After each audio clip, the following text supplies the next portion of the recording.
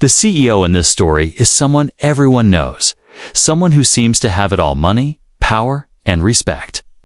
He runs a massive business empire, a company that's become one of the biggest in its industry. He's made millions, maybe even billions, through hard work, smart decisions, and sometimes ruthless moves. At first glance, he seems like the ultimate example of success. He's often the first name that comes up when people talk about big business deals or high-profile corporate leaders. From the outside, his life looks perfect. He wears expensive suits, drives luxury cars, and has access to some of the best restaurants and hotels in the world. People admire him for what he's built from scratch. He's known for being sharp, quick thinking, and, above all, driven. His company is a force to be reckoned with in the business world. And he's the one at the helm, calling the shots. But despite all the success, the CEO's personality has earned him a reputation that isn't as perfect as his lifestyle. Behind his polished image, there's something that makes him different from the public's idea of a great leader.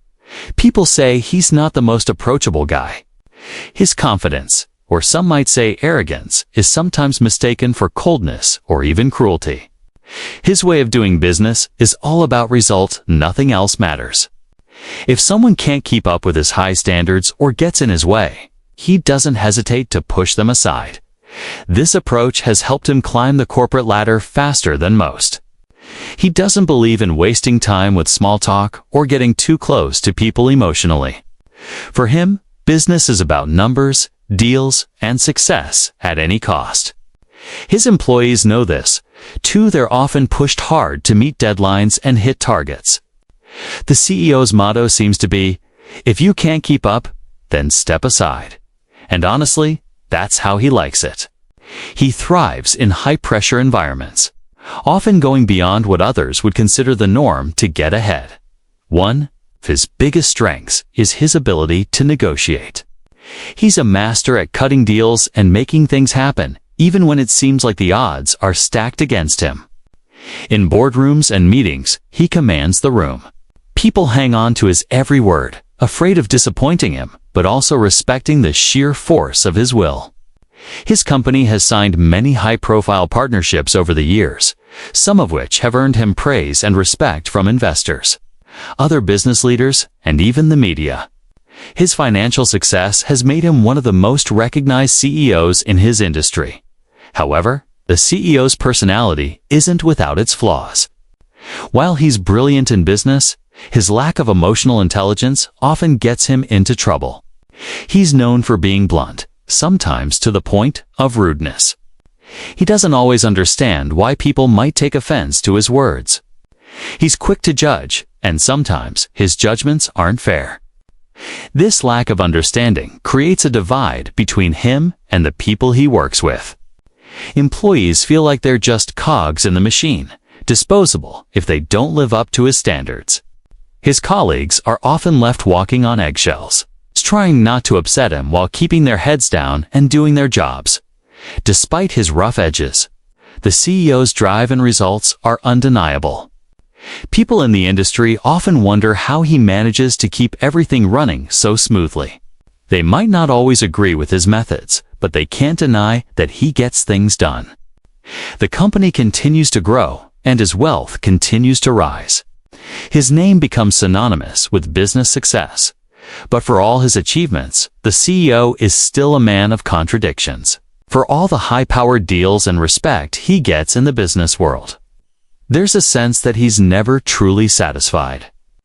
Money and power are his motivations, but there's something missing in his personal life.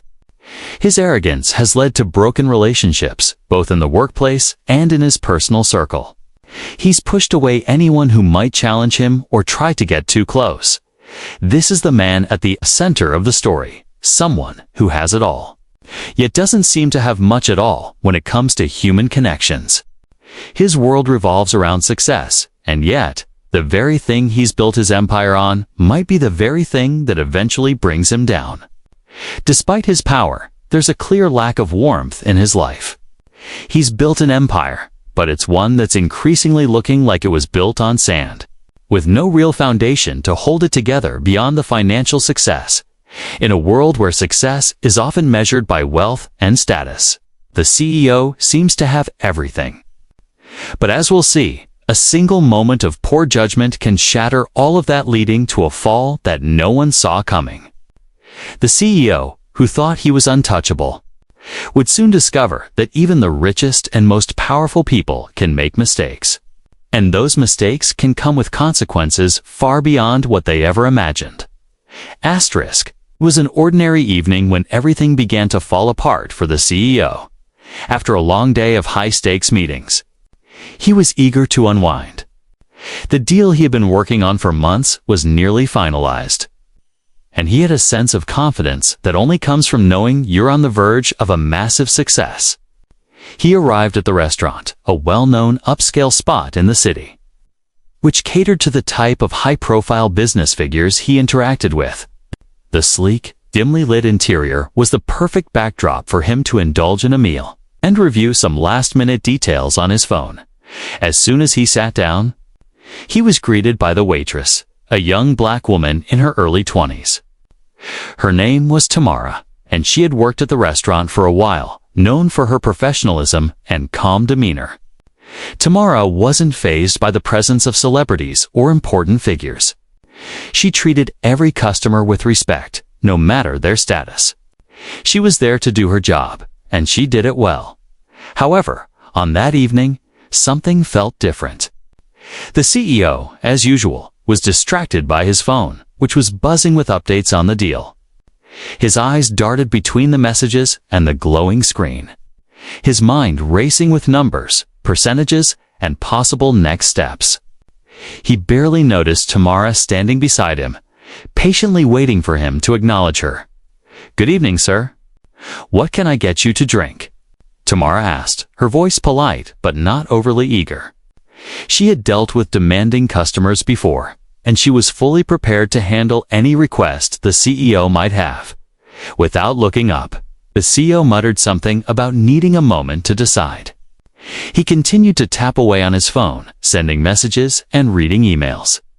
Tamara, accustomed to this type of behavior from other guests, stood there waiting. However, there was a subtle frustration brewing in the air. The CEO's indifferent attitude wasn't anything new after all. He was used to getting what he wanted when he wanted it. But this time, the impatience was palpable. He had no time for pleasantries or small talk. He just wanted to get the meal over with and move on to the next big thing. Minutes passed. When the CEO finally looked up from his phone, his patience seemed to have worn thin. He snapped his fingers in a way that felt condescending, signaling Tamara to return. "I'm ready," he said sharply, almost as if he were speaking to an underling. A servant, Tamara, stepped forward, unfazed by his tone, though she felt a momentary sting. She repeated her question. "What would you like to drink, sir?" But instead of answering directly, the CEO's expression turned sour. "I've been waiting long enough for a simple drink order," he said coldly. "How foolish can you be, standing there with no idea what I want?" "This is ridiculous." Tamara's heart sank, but she didn't show it. She had been in the service industry for years, and she had learned how to keep her emotions in check. Still, there was something about the way the CEO spoke to her that felt different, more dismissive, more insulting. His words weren't just a criticism of her service, but an attack on her intelligence, her worth, and her very presence in that space. He continued, without realizing the weight of his words. "You're just here to serve, aren't you? Do you even know what this is about? No clue about business, no clue about how the world works." He paused, clearly irritated by what he perceived as an interruption to his important work. "You don't even belong in this environment." The words stung harder than he realized. Tamara, who had worked tirelessly to provide for herself and her family, who had earned her place in that restaurant, was being belittled in front of customers. In that moment, she was no longer just a waitress. She was a target. A woman doing her job, trying to make a living, had become the object of the CEO's misplaced anger. But what made it worse was that the CEO wasn't even looking at her. His eyes were still focused on his phone, not even acknowledging her as a person. The words flowed easily from his lips, his mind preoccupied with the next big deal. To him, Tamara was just another face in a sea of people who existed to serve him and his needs. Tamara remained silent for a moment, processing what had just happened. She had dealt with difficult customers before, but this felt different. There was a racism in his words, a condescension rooted in something deeper than frustration. She had been called worse things in her life, but never by someone so arrogant, so powerful, so sure that they could get away with it. Finally, after what seemed like an eternity, Tamara spoke, her voice calm but firm. "I'm sorry, sir. I'll be right back with your drink." Without another word, she walked away, but the sting of his words stayed with her. She could feel the eyes of other customers on her as she moved back toward the kitchen. Some of them looked uncomfortable. Some of them seemed to have overheard the conversation, but nobody said anything. The damage had been done, and it was already too late to take it back as she walked away. She couldn't help but think about the bigger picture. This man, with all his wealth, power, and success, felt entitled to treat her this way. In that moment, it wasn't just about a drink. It was about a bigger societal issue. It was about respect, or the lack of it.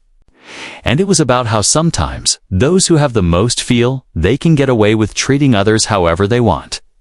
Back at the table, the CEO went on with his business. He was oblivious to the storm he had just created. He had no idea that in that instant he had just taken a step toward destroying the very thing he valued most: his success. The deal, the business, the reputation he had worked so hard to build, all of it was about to come crashing down. The incident, a momentary lapse in judgment, would lead to a consequence far beyond what he could ever have anticipated. And it would take a single moment for everything he had built to begin unraveling in front of his eyes. But at that moment, he had no clue that his careless words would set off a chain reaction that could change everything forever. The moment the CEO's words left his lips, the atmosphere in the restaurant seemed to shift.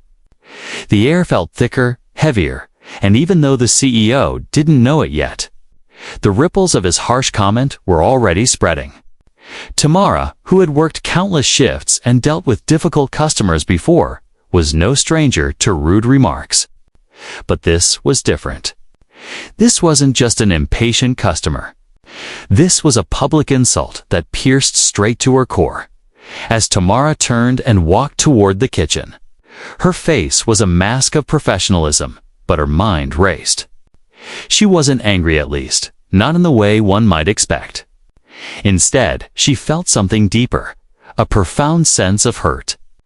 She had been called foolish by a man who, in her eyes, had everything. He had wealth, he had power, he had status, but what did he have that she didn't? Why did he feel so entitled to talk down to her? She had worked hard to get where she was, putting in long hours at the restaurant. Dealing with customers like him who believed their status made them untouchable. But Tamara wasn't the type to react impulsively.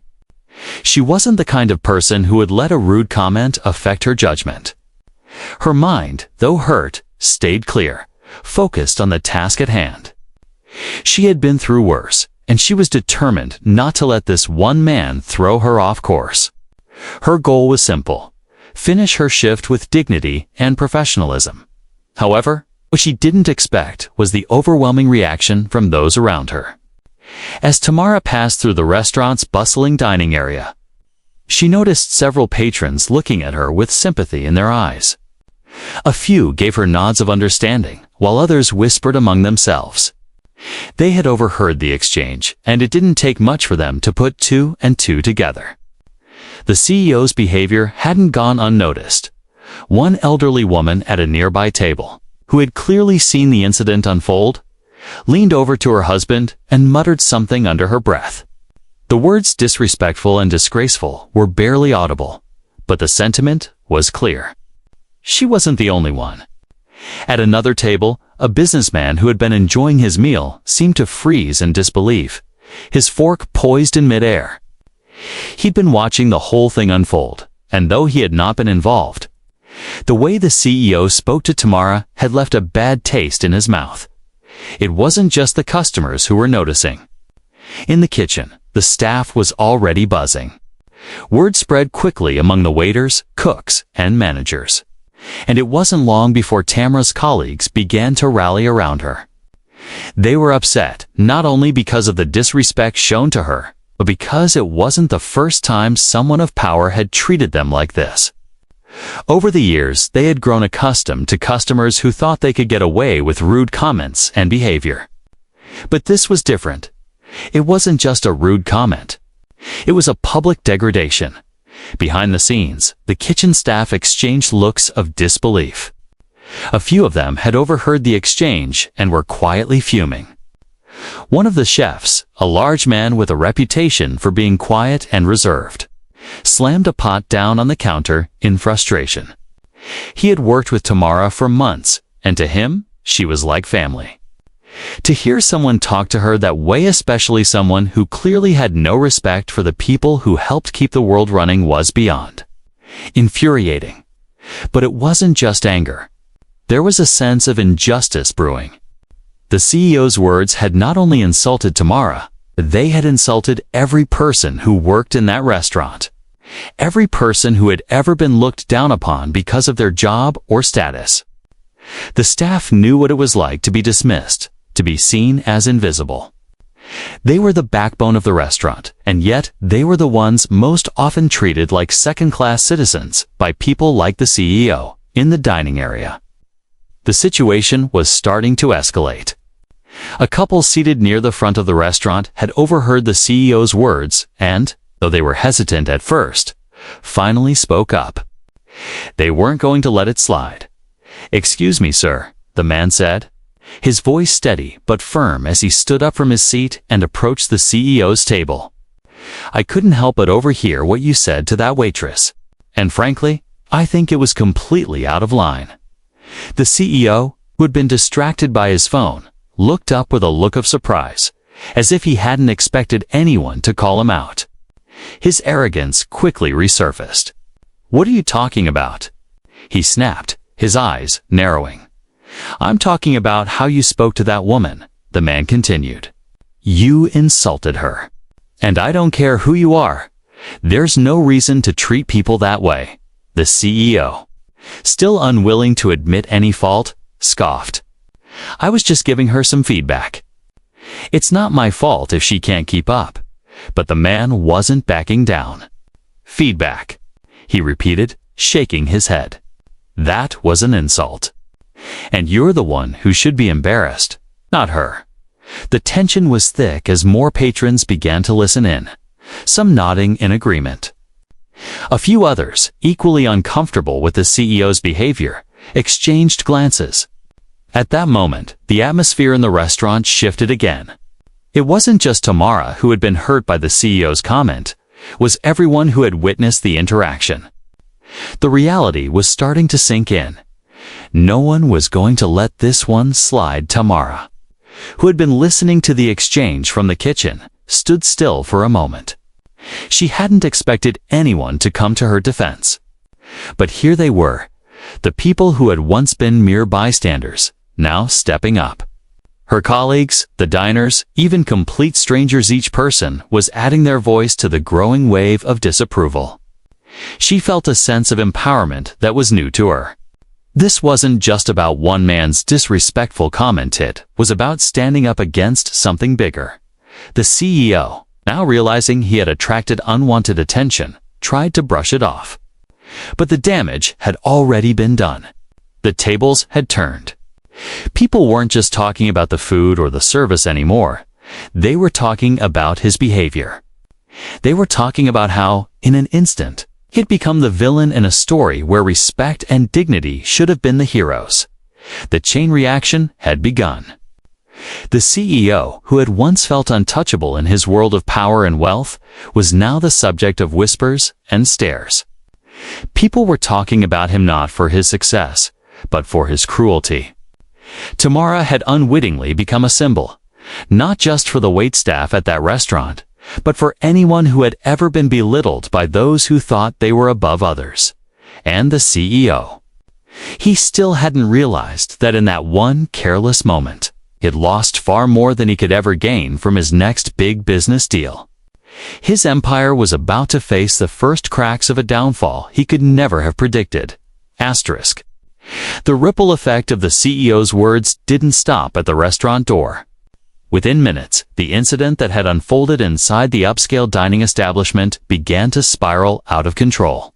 In the age of social media, news traveled faster than ever, and this was no ordinary moment. It wasn't just about a CEO losing his temper with a waitress. It was about a man who had built an empire on the backs of others, only to be exposed in a rare moment of vulnerability. The public's response was swift, and it was unforgiving. As soon as Tamara had walked away from the table, trying to regain her composure, the scene had been quietly recorded by one of the patrons sitting nearby. A woman in her mid-30s who had witnessed the entire exchange had pulled out her phone and discreetly filmed the aftermath. Her finger hovered over the screen, her heart pounding as she knew exactly what she was capturing. A moment of injustice that would undoubtedly strike a chord with people around the world. She could feel the tension in the air as the CEO continued his phone call, oblivious to the storm he had just unleashed. Within minutes, the video of the exchange clearly showing the CEO's dismissive and insulting behavior was uploaded to Twitter. The video, though only a few seconds long, was enough to convey the rawness of the moment. A powerful man berating a young waitress, all while sitting comfortably in a high-end restaurant. The tweet that accompanied the video read, "Billionaire CEO calls waitress foolish in front of customers. Disrespect at its finest. Hashtag CEO's waitress, hashtag respect matters." Double quotes, what happened next was nothing short of viral. The tweet gained thousands of likes, shares, and retweets within hours. People couldn't get enough of the footage. The contrast was stark. The wealthy CEO, with his tailored suit and high-powered career, lashing out at a young woman simply doing her job. What had been a private, tension-filled moment in a fancy restaurant had now become the focal point of a much larger conversation about privilege, power, and respect. People were furious, and they were vocal. Soon after, other social media platforms picked up on the story. On Instagram, hashtags like hashtag CEO vs waitress began trending. Influencers, celebrities, and ordinary people alike voiced their opinions. Memes began circulating with pictures of the CEO's smug face, with sarcastic captions mocking his behavior.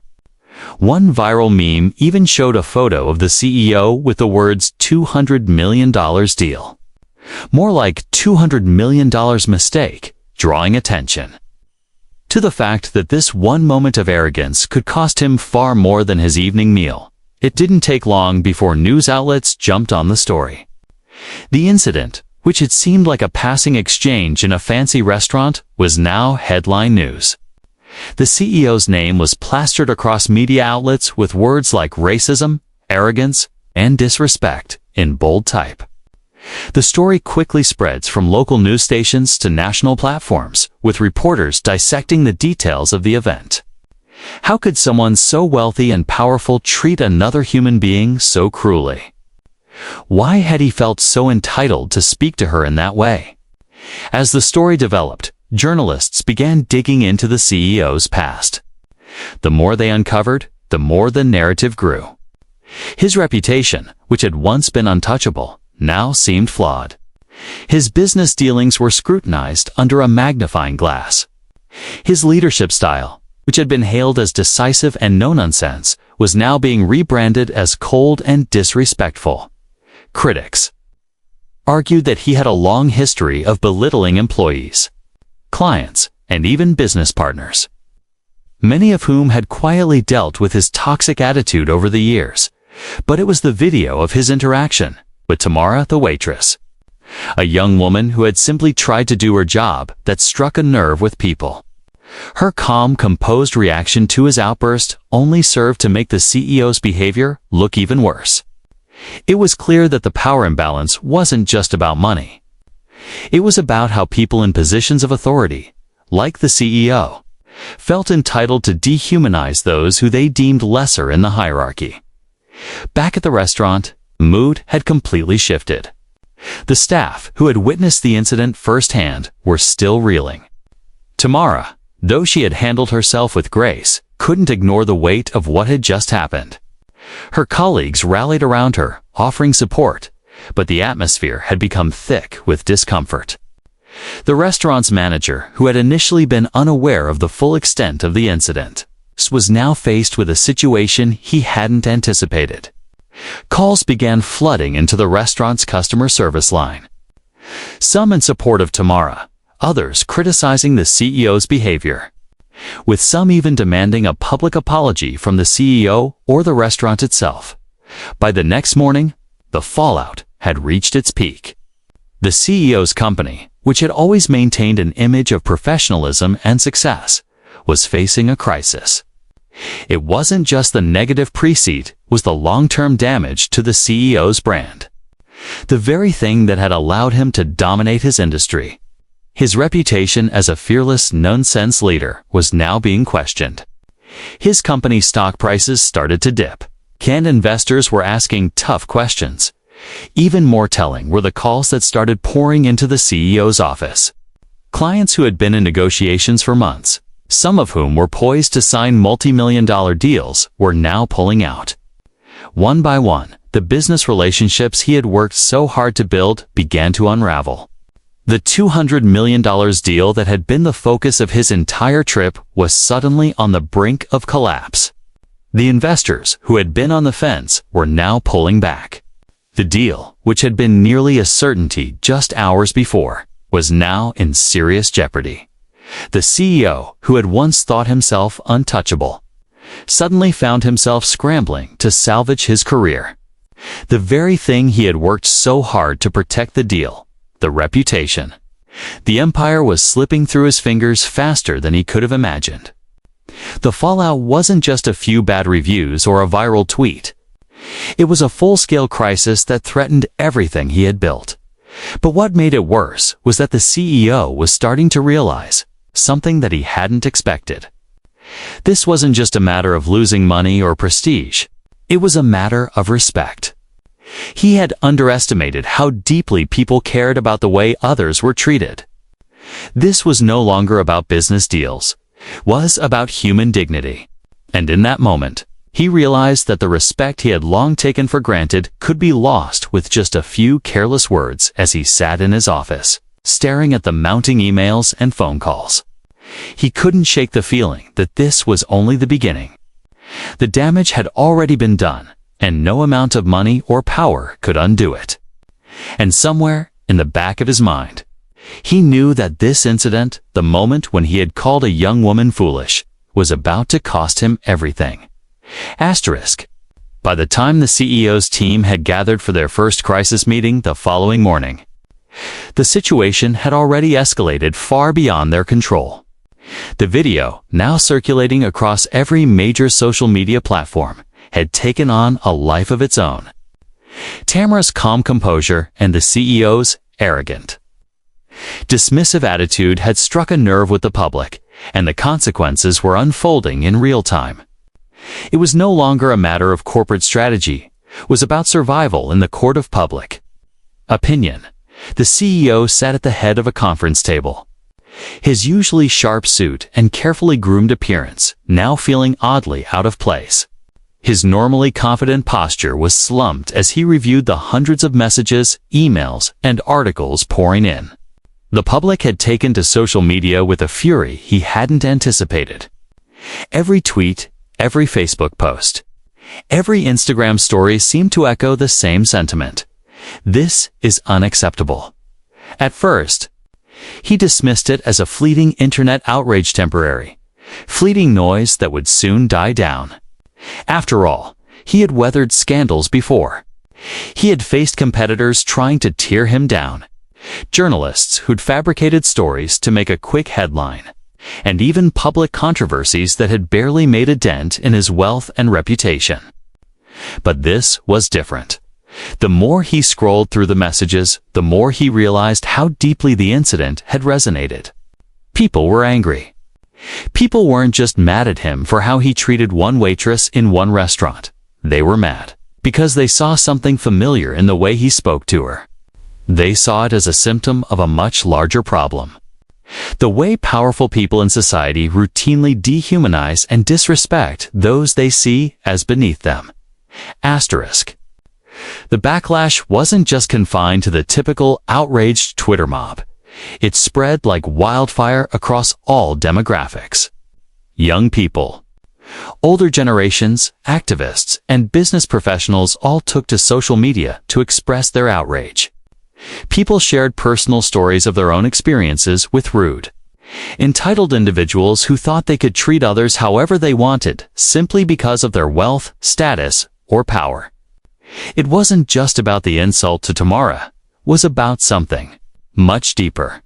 The pervasive culture of entitlement that allowed wealthy, powerful individuals to view others as disposable. News anchors began reporting the story with growing disdain, framing it as a symbol of modern-day elitism. Major media outlets ran op-eds questioning not just the CEO's character, but the broader corporate culture that allowed such behavior to thrive. The hashtag #CEOV's Waitress exploded in popularity. Public figures across the political spectrum spoke out, joining in solidarity with the waitress. Celebrities like actors, musicians, and even politicians shared their outrage. Some of them even went so far as to issue statements condemning the CEO's behavior, saying that people like him were the problem. But it wasn't just high-profile personalities speaking out. Everyday people across the country chimed in. One viral tweet from a waitress in another city summed up the collective sentiment perfectly. "I work hard every day serving people like him, and let me tell you, I've been called worse. But to be belittled in front of people like that? We deserve better." This tweet alone gathered tens of thousands of retweets and replies from people who shared their own experiences, working in service industries, from retail to hospitality. The CEO, normally so comfortable in front of cameras and microphones, now found himself struggling to craft the right message. His PR team quickly called an emergency meeting, but the damage was already done. What they didn't anticipate was the sheer volume of the backlash. No statement, no apology, no press conference could undo the harm. People had already formed their opinions. It wasn't just Tamara's dignity on the line, which the CEO's credibility. Meanwhile, his phone rang off the hook.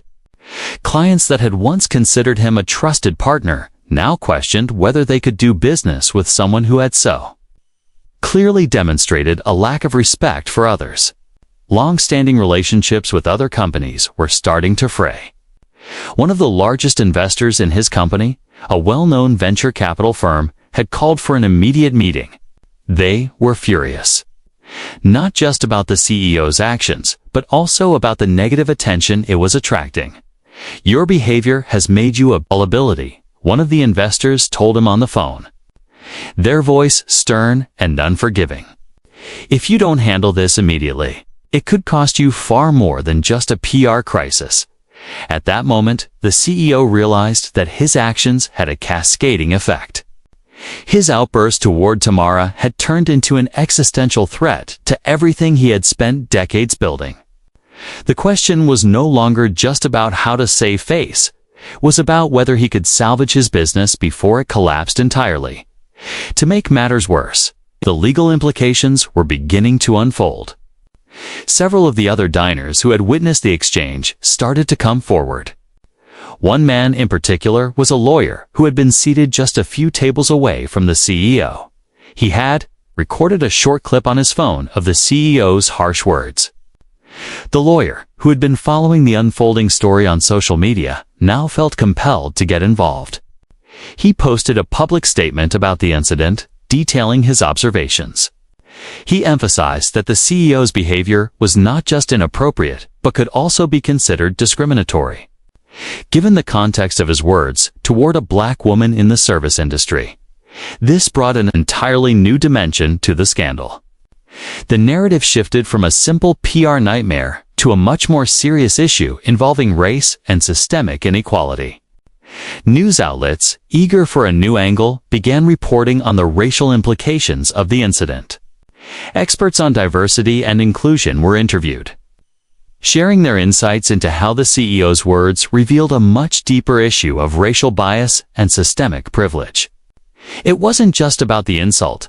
It wasn't just about the power dynamics that allowed someone like the CEO to feel justified in treating someone else as inferior. The CEO's internal team was in disarray. They scrambled to come up with a strategy to handle the growing crisis, but every move they made seemed to make things worse. Initial attempts to issue a formal apology were met with even more backlash. The public wasn't interested in scripted apologies from corporate PR departments. They wanted accountability. They wanted to hear from the CEO himself to understand why he had spoken to Tamara in such a degrading way and what he was going to do to make it right. But the deeper the CEO dug into the mess, the more it became clear that there was no simple way out. No matter what he said or did now, the stain of his behavior was etched in the minds of the public.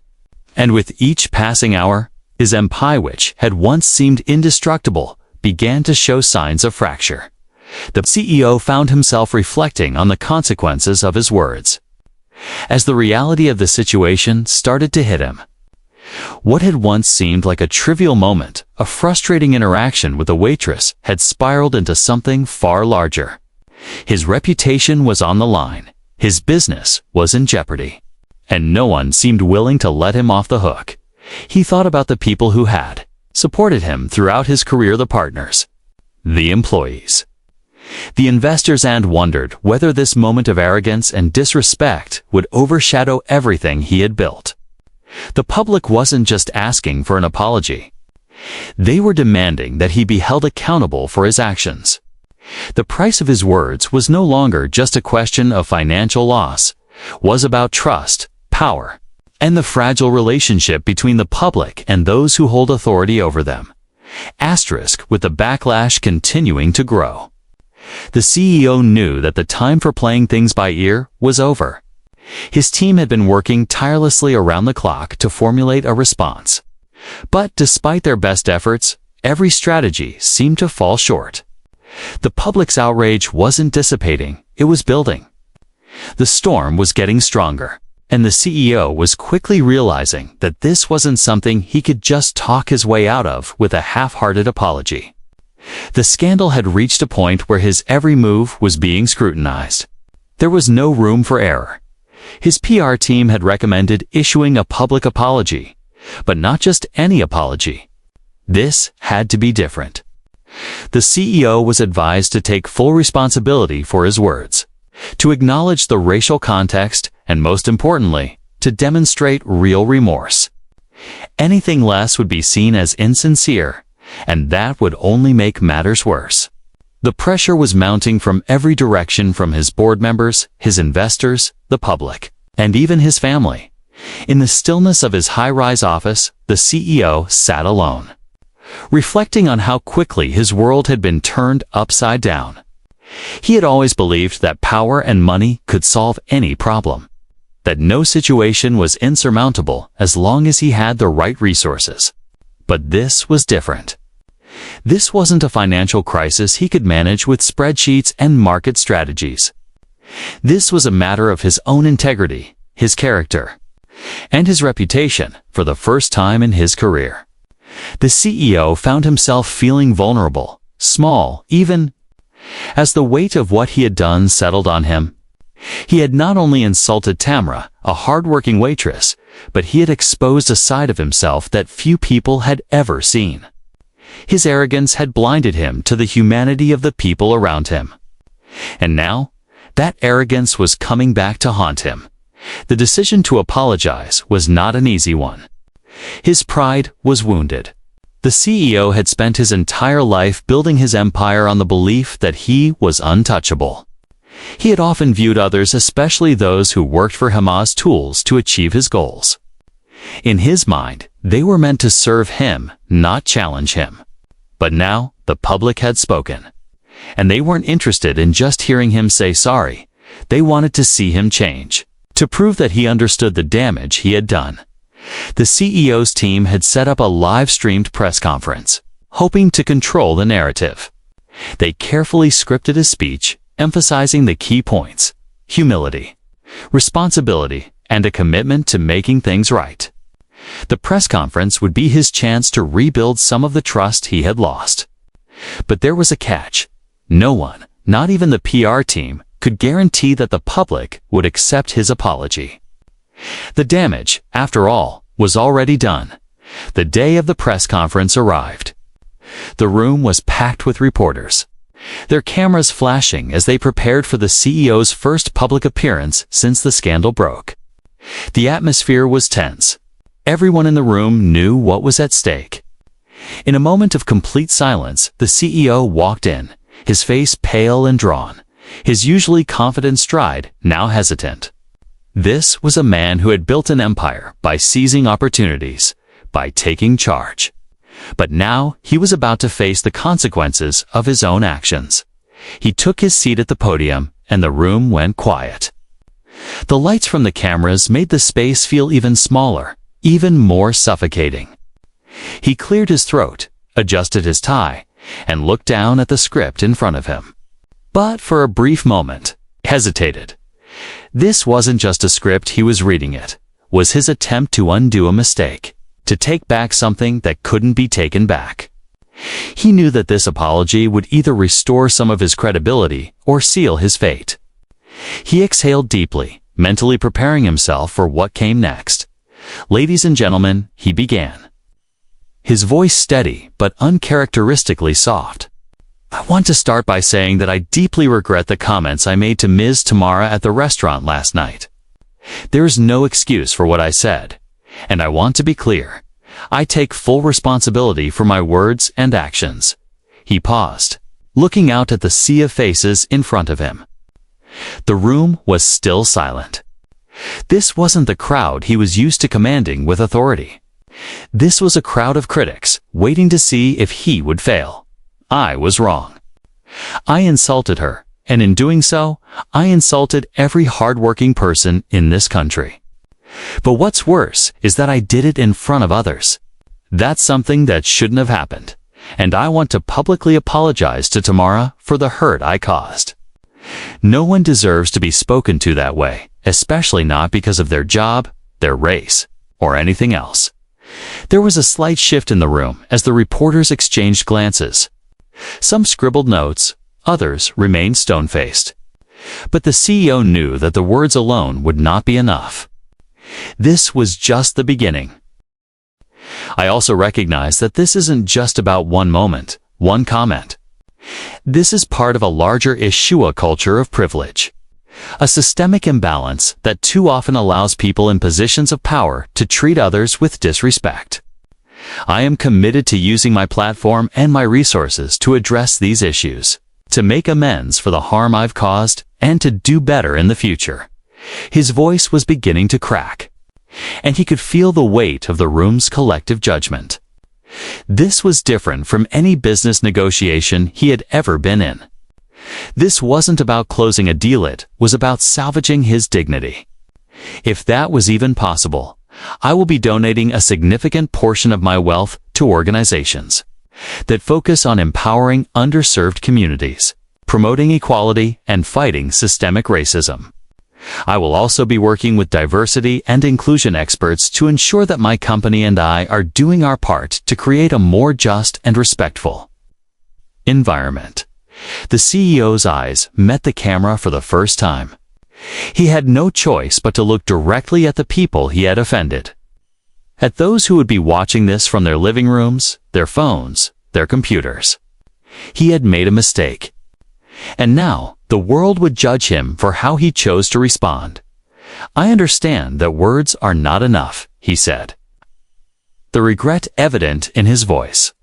"I will show my commitment through action, not just talk.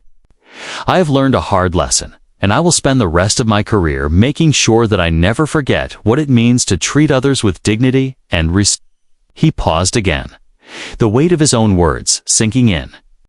This was his moment of reckoning, and he knew that no matter how well he spoke or how sincere he appeared, the public would remain skeptical. Trust, once lost, wasn't easily regained as the press conference concluded and reporters began asking questions. The CEO realized that the road ahead would not be easy. His apology, no matter how heartfelt, couldn't undo the damage he had caused. His company, his reputation, and his career hung in the balance. The truth was, the public wasn't just waiting for him to apologize. They were waiting for him to prove that he had changed. They wanted to see action, not words. The CEO knew that, and he knew that it would take far more than this one apology to regain the trust he had lost. But at least, for the first time in his life, he felt as though he was on the path to redemption, however long and difficult that road might be. Asterisk. As the days passed after the press conference, the CEO's life took on a surreal quality. He had never felt so exposed, so vulnerable. The spotlight, which he had once embraced and controlled, was now a relentless glare, turning his every move into a public spectacle. The apology, despite being heartfelt and genuine, had not been the magic fix he had hoped for. In fact, the public's response was mixed. Some praised him for owning up to his mistake, while others remained skeptical, believing that his words were nothing more than a well-rehearsed performance designed to salvage his image.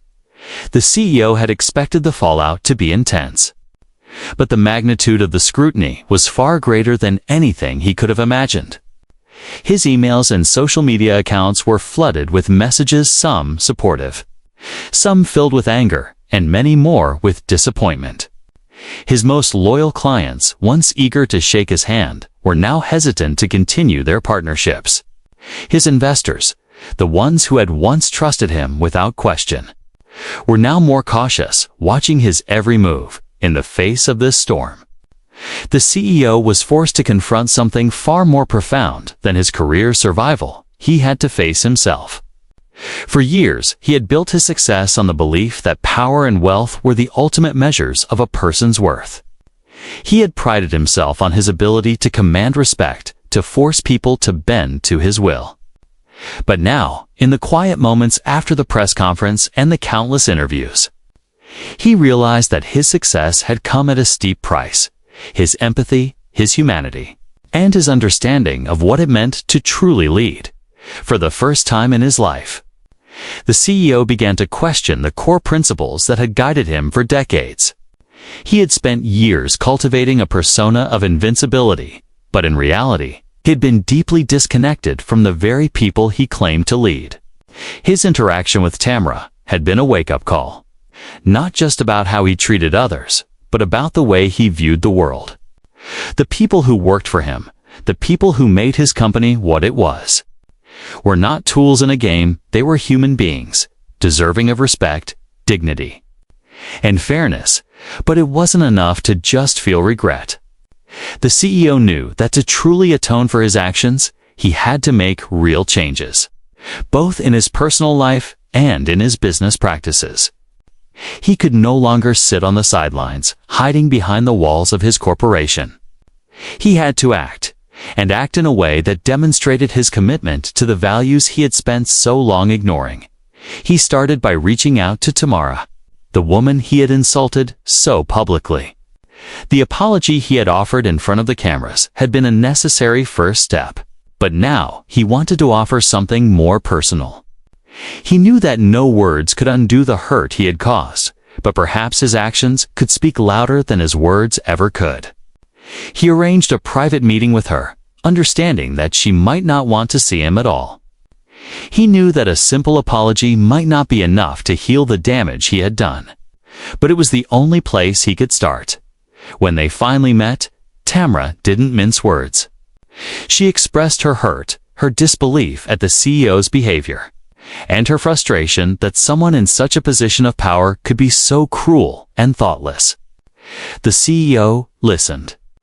He listened in a way that he had never listened before. For the first time, he wasn't trying to fix the situation with words or money.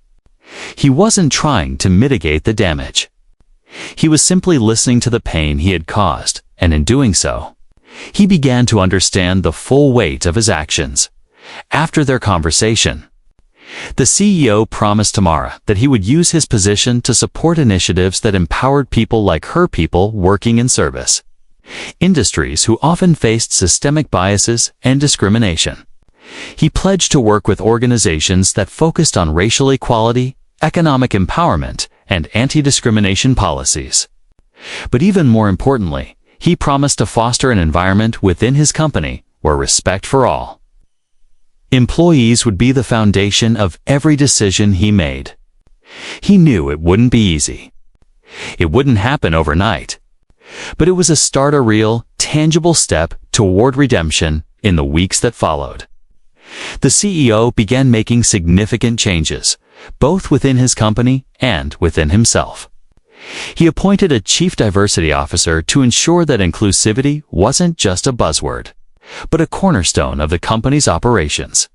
He personally spearheaded initiatives to increase diversity in leadership positions, believing that representation at the top would trickle down throughout the organization.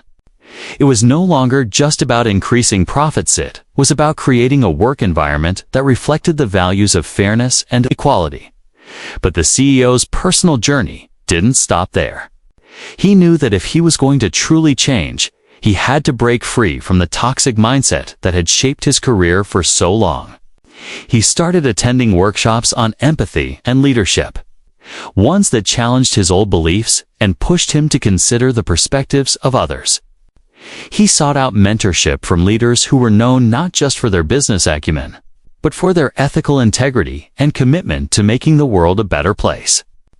He learned that true leadership wasn't about dominating others, it was about lifting them up. He also made it a point to visit communities that were affected by inequality and systemic racism. He spent time listening to the stories of individuals who, like Tamara, had experienced the harsh realities of discrimination and bias. The more he listened, the more he realized just how much he had taken for granted, how blind he had been to the struggles that others faced daily. He wasn't just learning about the world. He was learning about himself, about the privilege he had wielded unknowingly, and about the work it would take to make a real difference. His transformation wasn't just about changing his image, it was about changing his heart. And while his reputation was still in the process of rebuilding, the CEO began to feel a sense of peace he had never known before. The act of genuinely acknowledging his wrongs, of committing to growth and change, gave him a sense of fulfillment that money or power never had. The $200 million deal that had been lost in the wake of the incident remained a painful reminder of how quickly things could unravel. But the CEO also knew that the true cost of his behavior wasn't measured in dollars, was measured in relationships, in the trust he had lost, and in the respect he had to earn back. Months later, as he looked at the progress he had made, not just as a businessman, but as a human being, he realized that the incident with Tamara, while painful, had ultimately been a catalyst for transformation. It had forced him to reevaluate everything he had built and everything he stood for. It had given him the opportunity to not only rebuild his reputation, but also to rebuild his character, and in the quiet moments of reflection, he understood that redemption wasn't a destination, it was a continuous journey, one that required humility, self-awareness, and the willingness to grow. The CEO wasn't sure what the future held, but for the first time in a long time, he felt hopeful about the person he was becoming.